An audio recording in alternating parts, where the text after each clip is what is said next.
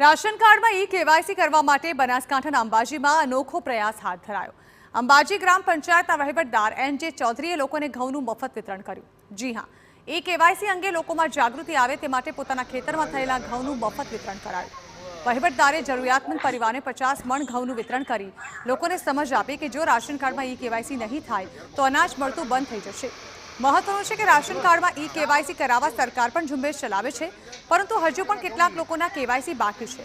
તેવામાં અંબાજી ગ્રામ પંચાયતના અનોખા પ્રયાસને લોકોએ સરાહ્યો છે।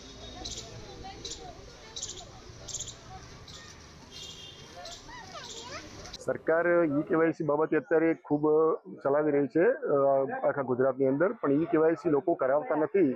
જેના અનુસંધાને અમે કેવાયસીની સલાહ લોકોને આપી અને કેવાયસી બાબતે લોકોને સમજૂત પણ કર્યા, અને જેથી આ વર્ષે અમે અમારા ખેતરમાં સારો પાક થયેલો ઘઉંનો એ બાબતે અમે મારા ખેતરના જ પાકમાંથી અમે લોકોને 20-20 કિલો ઘઉં આપી જરૂરિયાતમંદ લોકોને, જેને વિધવા પેન્શન આવે છે, જેને વૃદ્ધ પેન્શન યોજના આવે છે, એવા લોકોને, અને કેવાયસી બાબતે સમજૂત આપી અને નિઃશુલ્ક ઘઉંનું વિતરણ કરેલ છે અમે।